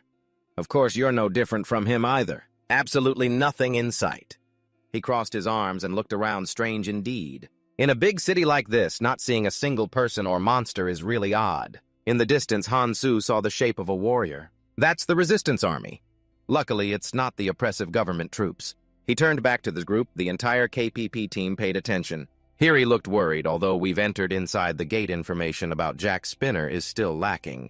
Hansu considered anyway we must secure the area around and form a scouting team to try and advance. Suddenly, a flash of light streaked by scattering red sparks everywhere. Ho-jian, who was sitting nearby, stared blankly. Han-su and Hyeri were so shocked they couldn't move. A robot stepped in from the other side and started firing. "Everyone take cover. That machine is activating." It pointed its gun forward. An explosion happened. Everything shattered. The KPP group ran for their lives. Ho-jian looked toward his teammate and shouted, "Damn!" He clenched his teeth in frustration. "This is crazy." Even Han-su, an A-level tanker, couldn't react in time. "How do we take it down?" Ho-jian grabbed a piece of broken wall. "Damn it. At this rate, we'll all die. Have we pinpointed the enemy's location yet?" Hyeri reported 3 o'clock direction. "Due to dust, we can't estimate the distance." She turned to the vice leader. "The ground can't hold anymore." Ho-jian shouted orders, "I know everything. Everyone retreat in order." They quickly ran outside. "Hurry outside. The building is about to collapse." Hyeri ran while wondering, what about the vice leader and the leader's body? Ho-jian just wanted to get everything under control first. Something felt very strange. "We'll fix it and come back later." He gave Hyeri an order. "You go ahead and check if the exit is safe." She obeyed immediately. Speeding up, "Yes, I'm going ahead." Near the gate, Hyeri turned back and shouted to the vice leader, "I don't sense any signs. Seems like the exit is safe." She dashed out toward the gate. Suddenly, she felt something was wrong. Her face froze. Hyeri touched her neck. There was a glowing mark on her neck. She was standing surrounded by red threads. Why does her neck feel stuck? Just then, Ho-jian arrived and saw only some slime splattered around. He tensed, looking outside silently, calling his teammate's name. "Hyeri?" Ho-jian looked around and still saw clear traces. The steel wires surrounding the entire city were tangled all around. When did they get there? Angry, he drew his sword. "Damn it! Clear all of them out. We have to get out of here at any cost." Ho-jian's eyes hardened. "Quickly channel mana into the weapon. Steel wires are just ordinary stuff. Who on earth is behind this? Is the enemy really a person?" Each of them cut through the wires themselves. When did he notice something above was watching them from high up? The stats appeared. Jack Spinner appeared. His body was covered in metal. The bullet marks glowed bright red. He adjusted his body into another stance. The armor shot out a blue wire from above where he was perched. Ho-jian realized the wire was moving toward him. He looked up and saw, then a loud explosion happened. The road broke apart, flying everywhere. A red streak flowed down the side. A groaning sound echoed. The wall cracked with thick dust everywhere. Ho-jian frowned, breathing heavily. He braced both hands on the rubble, silent. He shouted with a face full of rage. "Show yourself, you damn bastard, Zepp!" Following the sound, he turned his head in that direction. Ho-jian saw with his own eyes what was ahead, a robot-like mechanical arm. His voice shaky and his face disheveled, he said, "Is that you? Are you Zepp Spinner?" It aimed its gun at Ho-jian. "What does the sound of metal sound like?"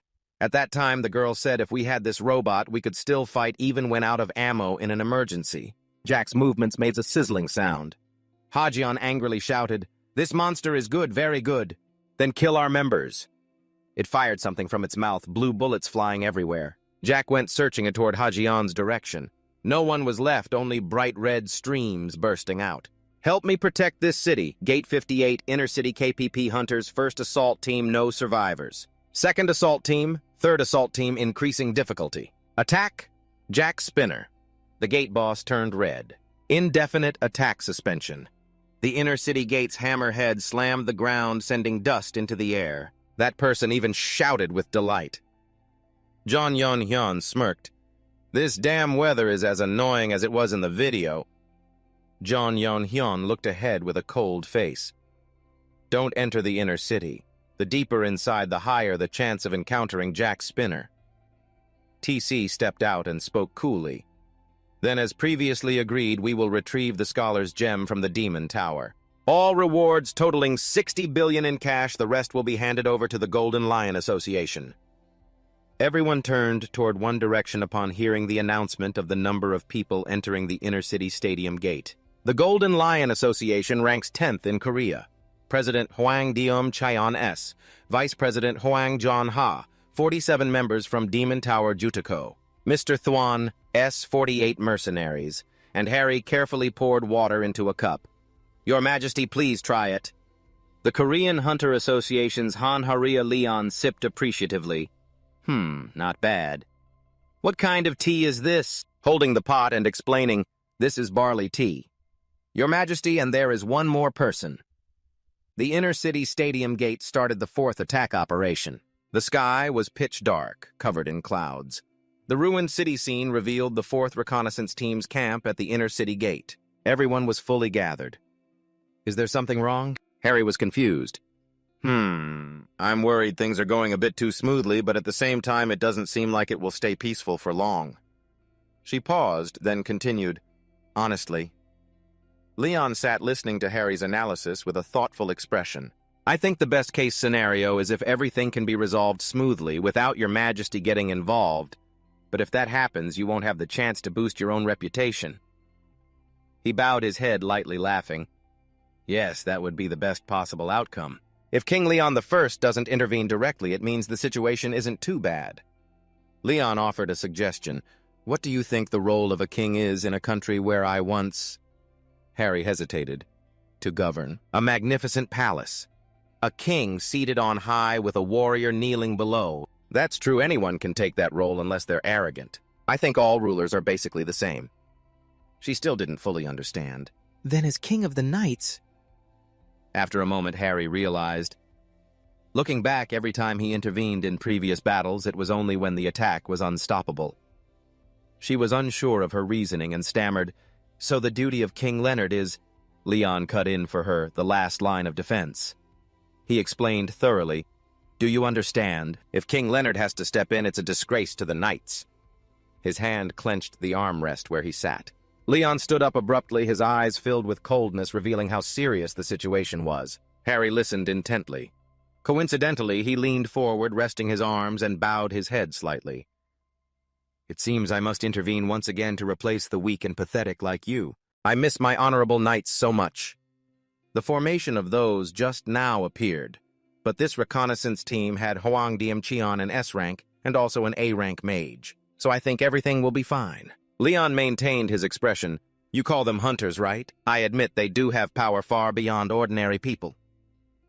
She tried to absorb the information he gave, but Leon's eyes shone brightly, eyebrows raised. "They still haven't experienced real war yet." Jack stood in one spot, listening. "Is the city's outskirts safe? You seem quite confident with that info, even though you've only faced the enemy 3 times, right?" Leon furrowed his brow. "You call yourselves the reconnaissance team, judging by the movement patterns of the monsters and acting on the little new information you get. Sounds ridiculous." Harry felt like what he said meant she had understood part of it. Jack still stood there, looking down on a general who would know how to react depending on the situation and how events unfold. There is no standard or pattern for that at all. Leon became dangerous.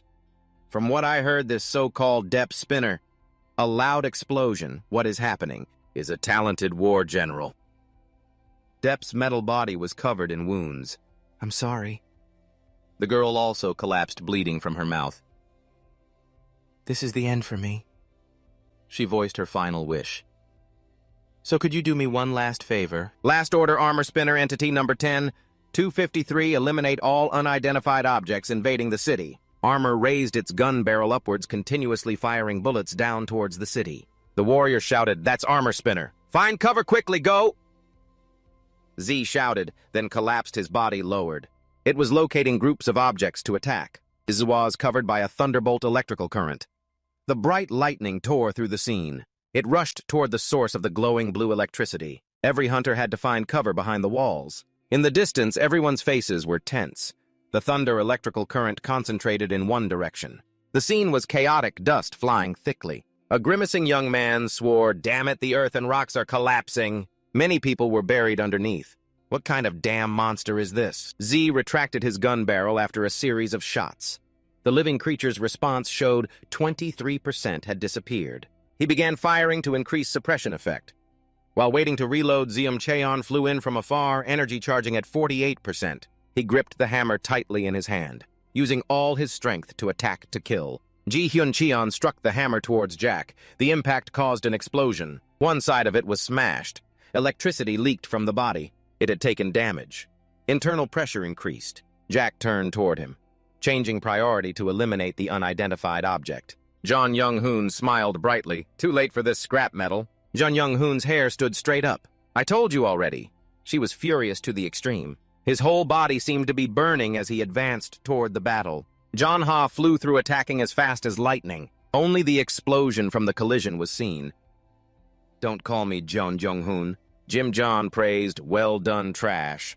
Collapsed with electricity leaking all over his body. A large bolt of lightning shot upward, illuminating the entire area. TC extended his hand forward, making an attack gesture. "I will take care of the rest." Z stood still, his body too damaged. Damage received was increasing, urgently purging the target. The radar system was down. However, it still had some residual energy for positioning, allowed to use limited resources. The light on the barrel glowed bright red. Activated the RVL device inside the city. The first target it aimed at was TC. Risk level 3, priority elimination. Z jumped away from them. "Look at it, it's running, hurry, and chase." It ran while turning the gun back toward the people behind. It continuously fired towards them. "Stop." TC held a glowing orb in his hand. "I will activate the field to cause interference and gather in one spot." "Give me that." He stomped hard on the ground, creating a crack. The glowing orb expanded, lighting up the whole area. A bullet flew toward the glowing circle at high speed but was pushed away elsewhere. Could not penetrate inside. The companion praised him. "Gil Tasung, huh? These are the bullets being fired that were deflected." TC confidently posed. It was a magical tool created to fight Dep Spinner. "Unfortunately, I had to use it so early, but the system inside the shoe notified a risk factor appeared. Detected abnormal status. Began system maintenance and recovery. Indicators appeared one after another on the analysis screen, completing coordinates D15S37F11. The associate standing next to TC suddenly got shot, blood spurting from his mouth. Fire. His face turned pale, his eyebrows furrowed. Impossible. It calculated the bullet trajectory to curve around the shield. Jack kept firing the pre-calculated shots continuously. What the hell is that thing? The protective circle exploded inside. How is that possible? One of the hunters shouted, "Mage Jutsung! Please turn off that interference force field. Predicting the current bullet trajectory is too difficult." "TC, damn it, I'm turning it off. Attack now while the force field is down." Everyone's face was tense, twisted in worry. Their eyes squinted, wrinkles clearly showing. One was Jihyun Cheon shouting, making everyone look back. "Everyone stop. They're surrounded on all sides by wires." Everyone looked at Dora and the wires. At that moment, he didn't just run away. Jack was weaving each wire during that time. How could he have arranged all of this? He opened a part of the gun barrel, flipping it open. As stood among the wires, the power source around him was charging. TC stood with mouth agape, sweat pouring non-stop. No way. How can they be standing inside those bright green wires right now? "We gathered in one place to avoid fire, but it turned out to be a fatal mistake. Now we can't move to dodge the fire." The armor kept receiving power into the body, completing the charge. It flipped open again, firing a red beam. From afar, a horse galloped toward them. Manhwa turned at the sound. The horse's eyes shone brightly. It bit through each wire with its teeth. Is that a horse sound? It's been a while since I gently stroked a horse's body. Leon stood beside the horse, stroking the reins. His face was gentle, an old friend. Leo mounted the horse easily. Leon calmly held the reins as Manhwa looked on in surprise. He proudly rode the horse, standing in front of the hunters. Leon spoke sternly. "Soldiers, listen up," he said firmly to Jack. "Courage can help you charge through an enemy army alone. I am King Leon. I greatly respect those like you." Leon held the reins with both hands, his face full of confidence. "I grant you glory and respect with an honorable one-on-one duel. I grant you the right to fight me." The sound echoed where everyone stood. No one said another word. Oh, warriors. But everyone was actually confused. Everyone seemed to hold back laughter. Is he crazy? Everyone was stunned hearing Jack's words. "I grant you the honor to meet Dragon Eye and the honor to fight a king like me, warriors. I allow you to fight me." Rep over there was equally confused. He didn't understand what was happening either. He ramped up the electric current power around him, growing stronger, setting the acceleration time of the electronic rifle. Power increased by 13%. Danger level does not exclude uncertain factors. Leon swung his weapon. The light from the weapon glowed red as he charged forward. "Let's go." He rode forward with bravery. Oh, warriors. His horse's eyes blazed as he charged forward, ignoring the bullet paths. Jack started shooting from above. Leon's face tensed. He shouted loudly, "Warriors, don't let those ordinary long-range weapons attack." He rode the horse, charging toward Jack as if nothing could stop him. On one side, electric bullets fired. On the other, Leon and his steed galloped forward. Blinding light right in front of Leon covered half his face. The collision caused an explosion, everything shattered. Jack's body was also blasted into pieces. The explosion emitted blinding light debris flying everywhere.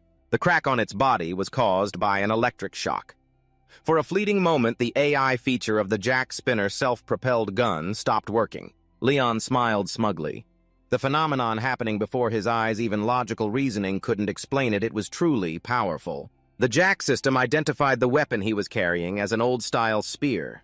Although the speed might be fast, the damage was not significant. Its gun barrels glowed with a level of danger. There was no need to deal with it, just attack with the electronic rifle as is. The machine's intelligence made an extremely wise choice. Leon's eyes lit up.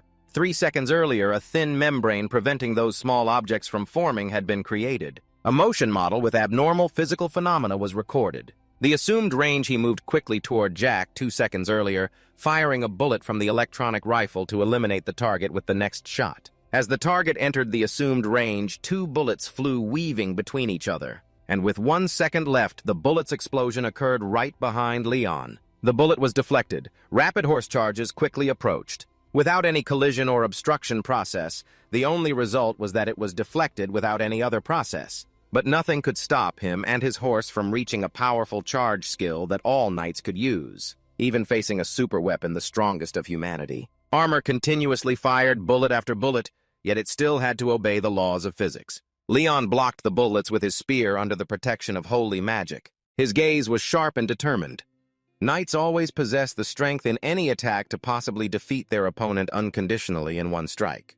A massive energy beam was fired. The blinding light tore through the sky and shook the entire scene. Leon stood watching the desolate scene ahead, the smoke and dust thick. The electric power discharged from Jack's body. Physical phenomena that couldn't be explained by logical reasoning were incomprehensible. Leon's eyes shone brightly. He stared at it intently. The threat level of the enemy had to be raised to dangerous levels. Jack opened the top right hatch and immediately left the battlefield. It released a stream of gas upwards. Leon sneered, grumbling in discomfort as he looked at the debris it left on the ruins, just running away. A mysterious figure, a glowing purple energy orb, hovered mysteriously in the dense fog. "Jack, protect this place. Don't let anyone get close." The bright red eye in the center shone vividly in the darkness. The destroyed part fell onto the metal floor. Temporarily processed 5 regular bullets and 36 homemade bullets. The bullets lay balanced in rows. Need to manufacture 657 bullets that can be used in the 60mm machine gun. Jack is in the charging area. Damage needs to be checked and weapons recalibrated for use. The red glowing eyes indicate danger.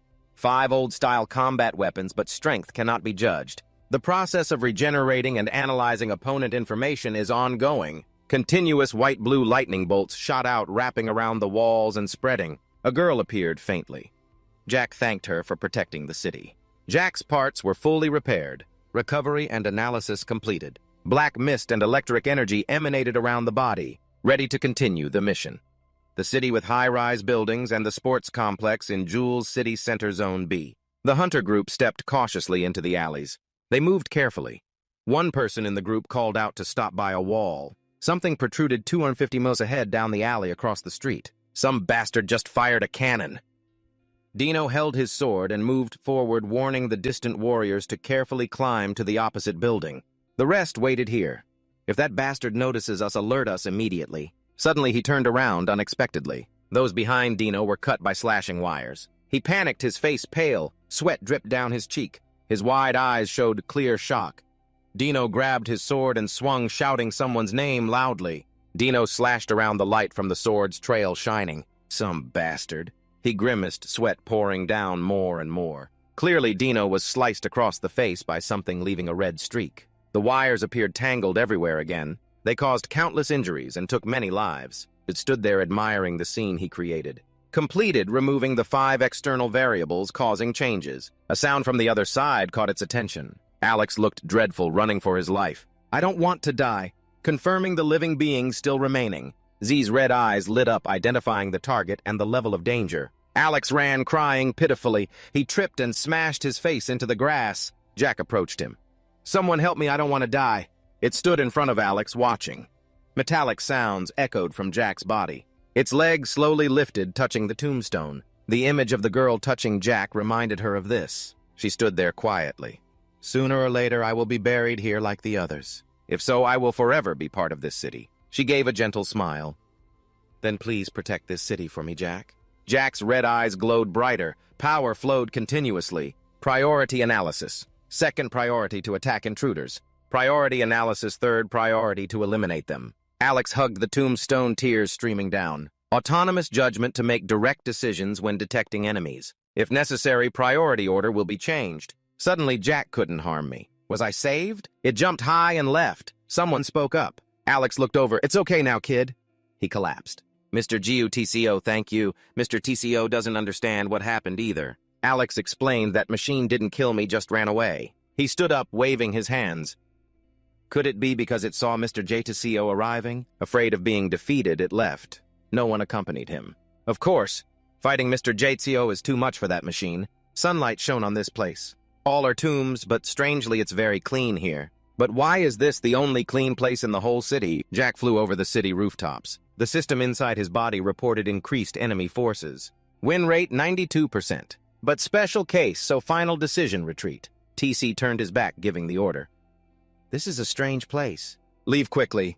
Yes, the tombstones are placed in a bright location. Final priority decision is to protect the people even if they are already dead. Zlay at the charging station.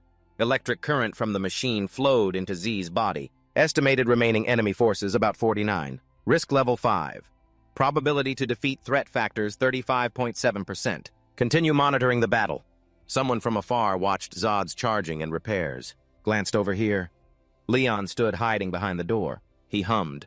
Leon appeared. He smiled warmly. Did you have fun playing with those bullets? Leon is a strong believer in chivalrous spirit. It's no exaggeration to call him the embodiment of a man with a knight's spirit. He despises battles and killing each other, always pursuing just struggles. Leon frowned in annoyance, then finished preparing his lunch. Jep glanced with red eyes.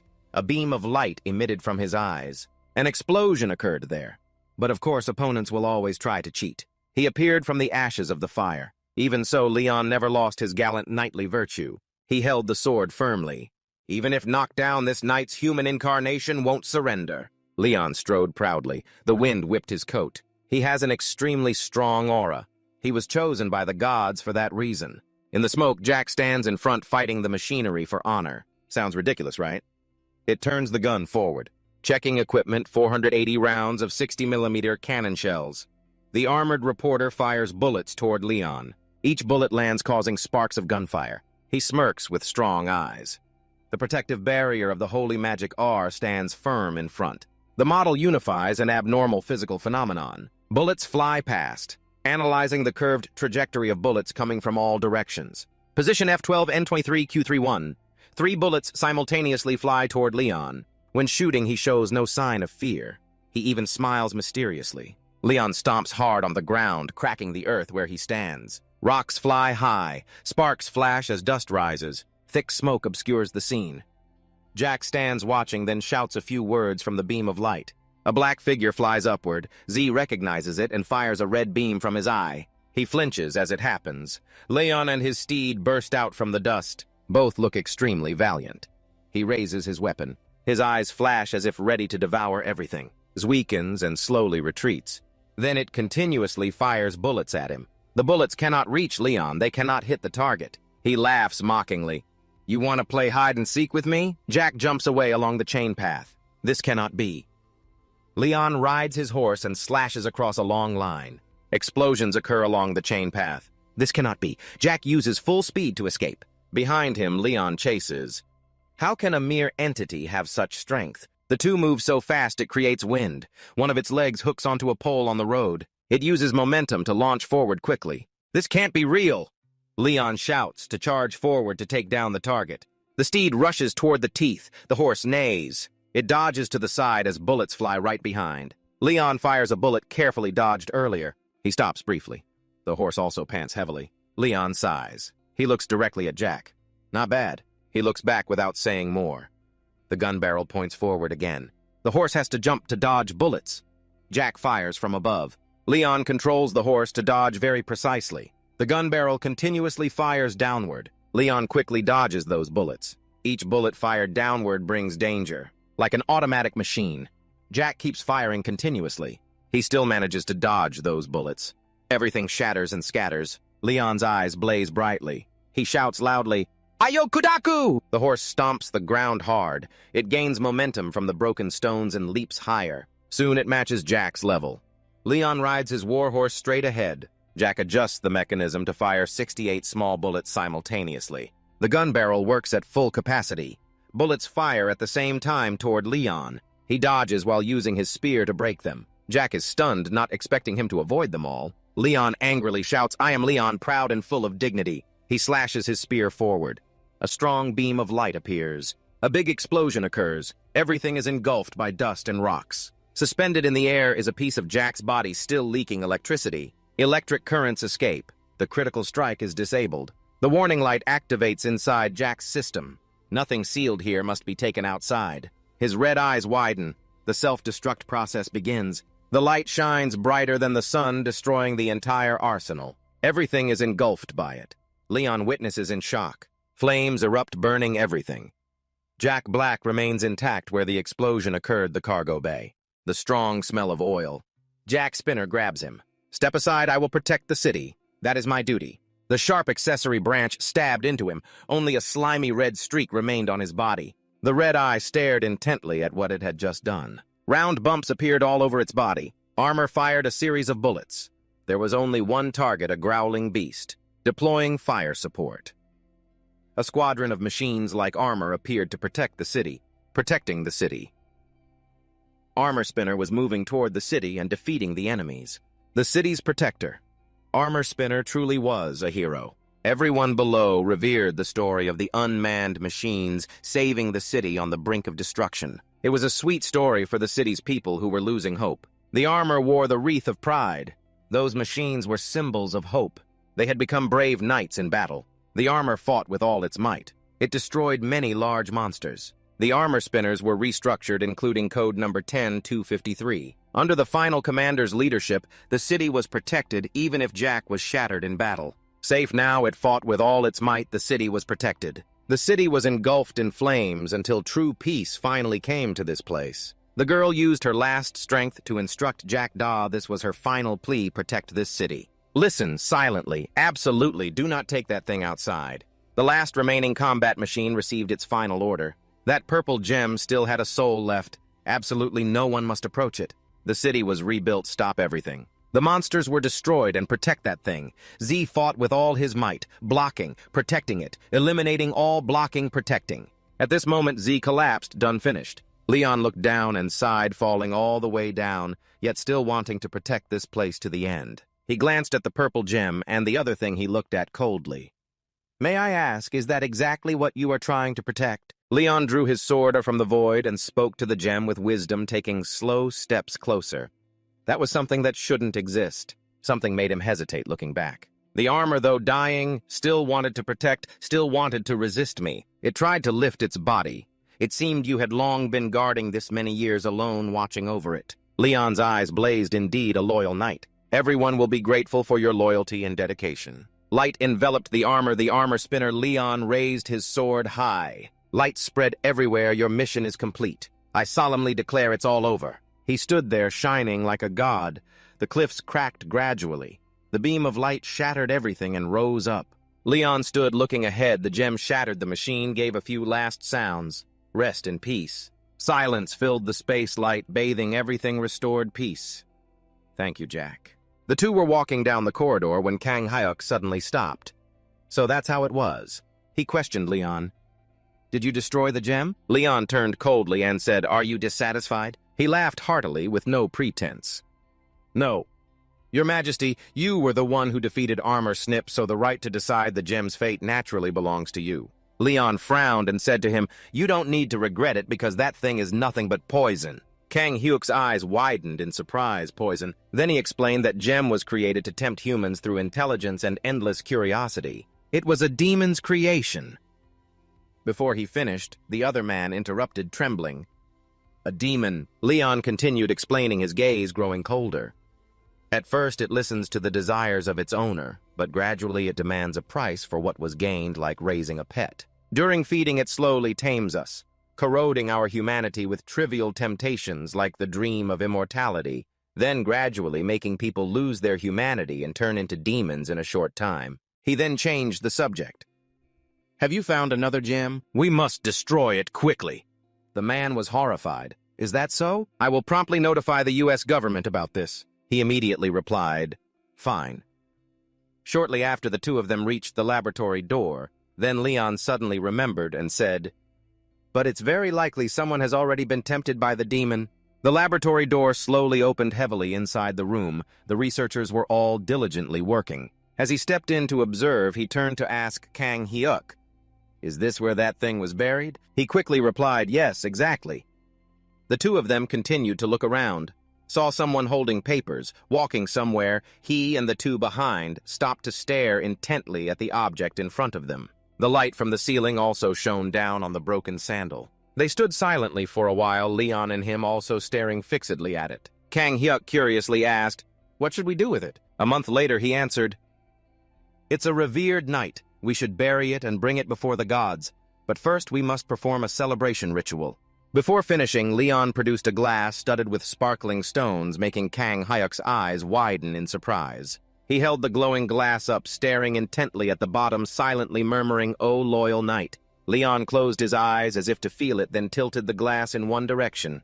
Rest in peace. A bright stream poured out onto the broken object, then the glow grew larger, as if wanting to envelop the entire room. Before their astonished eyes, a miracle happened. The object that was once scrap began to mend and move. It gradually moved to the edge of the stone table and lightly tapped it. Kang Hyuk was extremely surprised Jack Spinner is moving. But Leon's expression remained cold, as if he had predicted it. He just sat quietly and felt this. The jack was half broken, but still quietly making noise. The screen still displayed light. Suddenly, the lever began to activate.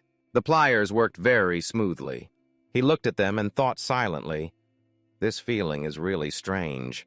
Although there's no power source, thanks to the blessing, it can still operate. The pliers moved toward the circuit and repaired it by itself. It looked very professional. It even lightly touched the moving mechanism as if provoking. Strong light shone down from the ceiling. The damaged parts became clearer. Jack emitted a signal as if trying to say something to Leon. He understood and drew his sword. So that's it. Although he didn't know if this was the goddess's choice or not.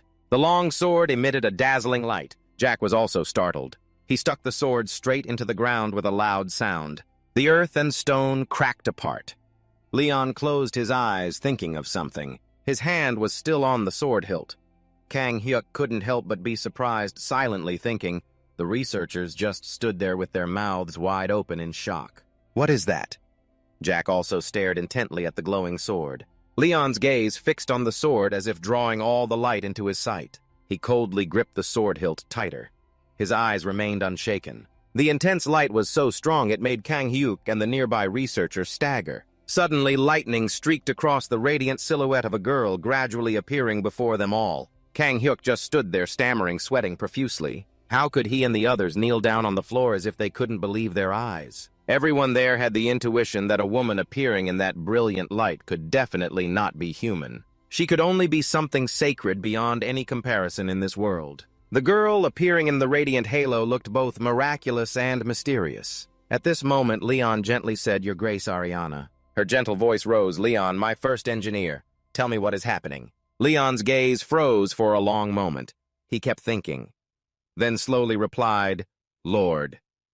Jack Spinner is a revered knight, a role model for all knights, so I hope Lady Ariana will consider knighting him. She then stared intently at Jack, her eyes gradually moved. He was also eagerly awaiting her promotion, so he was extremely focused. She only replied, "But it did not carry out my mission, although it has proven its honor that glory is not offered to me." Leon looked up at Ariana, his hand still placed on my chest as the first knight of the goddess Lionheart, assuring that this person is a great knight. Ariana then smiled gently. "If my knight said so." Leon's eyes were now eagerly awaiting every word from her. She continued, "Then I don't need to consider anything further." She extended her hand toward it, but I also need to verify a little. "O knight made of iron and steel of this world, I have heard your story from the Lionheart. Knight, will you praise light and justice?" Jack was curious about how she would challenge him. She looked at it with a bright smile. "Honor and wisdom are abundant, but that temperament is no different from a child. Then she ordered him to help it purge evil to become my knight. Leon turned to look at it again. It was still making sounds expressing agreement. He glanced at it with a meaningful smile. One of its legs quickly started moving, followed by the other 3 legs. It was moving quickly toward the edge of the table.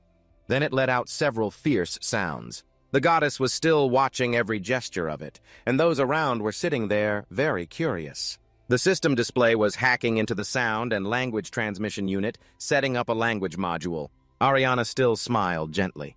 Suddenly its voice rang out, confirming its system, then emitted the sound of a demon attacking a deity. She looked at it with a light smile, seeming very amused. Then she spread her arms. "All right, Jack Spinner." The palm of her hand emitted a brilliant light. "If you pledge loyalty to my first knight and contribute to him, you will share in the glory."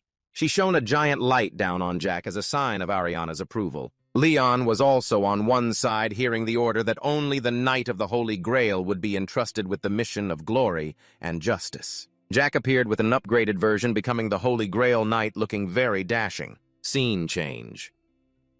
Meanwhile, at the Mata branch of the United States, a voice trembling and hurriedly called out, "Forgive me, great existence." In Ronald Selman Bang Mata's room, the voice continued, "For failing to achieve what you requested." A voice from the underworld echoed, so foolish that you couldn't even accomplish something so simple. "I taught you the truth and wisdom of Samra, but you have disappointed me greatly." The man knelt down, bowing to the bright red orb. "Sorry, please forgive me," Ronan kept explaining. "But I had no other choice. You survived. That Leon is a variable we did not anticipate." The voice from the orb shouted, "Stop polluting my ears with trivial excuses." "Who the hell is that?" Leon just started cursing, then remembered he didn't know who that was. Surprising Ronan. Then the voice reminded him, "Hey, turn on the news quickly." He could only flatter and quickly do as told. "Yes, great existence." He grabbed the remote and turned on the TV. The screen showed him introducing "I am Lion Heavenly King Leon Dragonia Leonard." His words drove the orb crazy. It kept yelling, "What? That bastard Leon is here, why?" Ronald was also shocked. His master thought fearfully in his head, "Yeah." The voice then sounded, "I give up, I'm not doing this damn thing anymore," saying that it ran away. The red light disappeared as well. He was sweating profusely, calling his master, helplessly hugging the orb, "Master, master." His eyes became filled with extreme fear. His master screamed in fear, "Master!" And then the gem never spoke again. At the Korean Hunter Association inside the laboratory in the high-rise building, a voice rang out, "So Kang Hyuk continue. We will register you, Jack Spinner, as your chairman." He seemed unfamiliar with this way of address and smiled brightly. "It will be a bit difficult to get everything done properly." Immediately, Leon interrupted, "No problem." They stepped out of the laboratory. The large iron door slammed shut. Both remained silent for a while. Jack made a sound as if he wanted to say something, then suddenly Leon coughed harshly, covering his mouth with his hand and almost spat out a strange liquid. Jack immediately made a sound. "Are you okay, my knight?" Leon wiped off the remaining spots with a handkerchief and replied, "I'm still fine."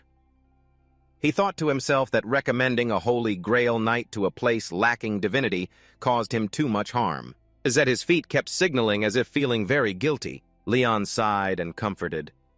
"It's not your fault, it's because the god isn't strong enough." A voice then rang out, "How can that be your fault?"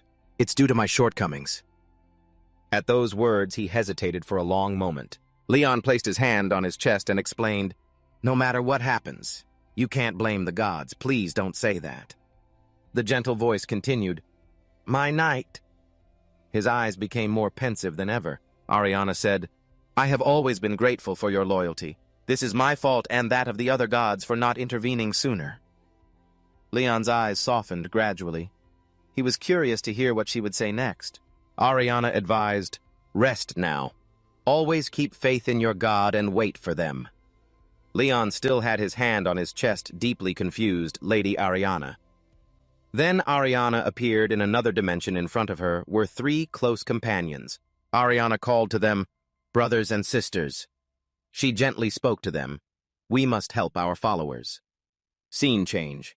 The day King Leon Hutch turned 121 was the day the world decayed, leaving only one knight. He had expelled all divine power from his world and held it within his heart. The gods were shameful, abandoning the heart of that noble knight. Then they continued to watch King Leon Hutch wipe out all monsters in 185. They had placed the entire burden of the world on one human's shoulders. That person was none other than Leon. He was always there, knowing how to shine at the right moment to protect the world. So all the gods at Pantheon owed an unpayable debt to Leon. In a pristine white room, 4 people sat chatting animatedly. A sigh was heard. Demira anxiously asked Han, "How is that child's condition?" Ariana replied, "Not good, my knight has overexerted himself." Demira jumped up urgently, asking, "What should we do?" Betos slammed his hand on the armrest, sounding a bit angry. "Is it right to assign only one Holy Grail knight to bear so much pressure?" He rubbed his head helplessly. What has become of King Leon Hutch, who radiated the aura of the Holy Spirit? Betos was the god of war and fire. Hearing this, Ariana immediately reminded him, "Keep your pride. He has fought for our gods for over 200 years and finally won." He shouted, "I know that's why I'm angry at myself." The tense atmosphere quickly returned. Everyone had their own worries. Demira lowered his head, not daring to say more. Ariana also murmured sadly, 185. After a moment, she continued, "It's time for us to speak up, brothers and sisters." Everyone looked at her and listened attentively. "I can't watch my knight suffer any longer." Suddenly, a hand raised and a voice spoke. "I have an idea." She said, "Please go ahead." The man said, "Like how the god of life did with the plains, we should bless everything we can to build trust with the people." That was the god of steel and blacksmith Heto. God Pitos glanced at him. "You want us to take on a missionary role?" He nodded. "Yes, we will show humans the miracles of the gods. And from what we have witnessed through the followers of life, this world is connected by something called the Internet." Hearing that, Demira suddenly became enthusiastic and continued, "We will use the Internet to do that." Pitos Tomo asked back, "But why hasn't King Leon Hutch ever thought of this? He used to be a citizen of this world." The man answered slowly, "He was here before the Internet became widespread." Only then did Ariana become curious. "But what about steel and the testing and failures?" The information Leon provided cost 25 to the root. After hearing this, he only smiled lightly, and then folded his arms, slowly replying, "That's when our Holy Grail knight stepped in." Scene change. In the control room, suddenly Jisoo heard a voice. "Manager, look at this." He startled and ran over. The bald guy pointed at the screen and asked, "This is on YouTube. Is this allowed?" Jisoo was still confused. YouTube. Looking at what was displayed on the screen, he broke out in sweat.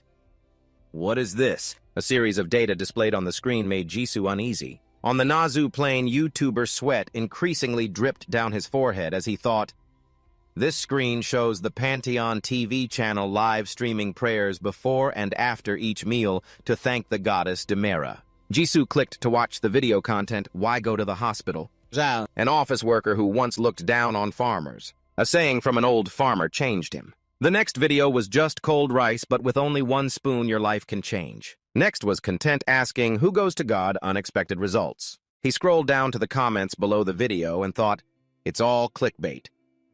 The quality of the video was also very high. Not only Jisoo, but the other 2 also watched the video curiously. He broke out in sweat again and asked his staff, "Who made these?" The bald guy answered, "Pantheon." "Isn't that Leon's boss?" Jisoo asked suspiciously. "Do you think he'd use YouTube?" The employee replied, "No." But could it have been Assistant Han? Jisoo suddenly remembered how Harry often asked very simple questions and immediately dismissed it. She knows nothing about computers. He rested his hand on a nearby planning board, analyzing, "The bigger issue is these videos aren't clickbait. They're all real." Jisoo became worried. What are we going to do now? Thinking to himself, what is he planning to do? Then Jisoo turned his back and left. "I'm stepping out for a bit." The 2 called after him. "Where are you going?" He picked up his phone and replied coldly, "I'm going to meet that Leon guy."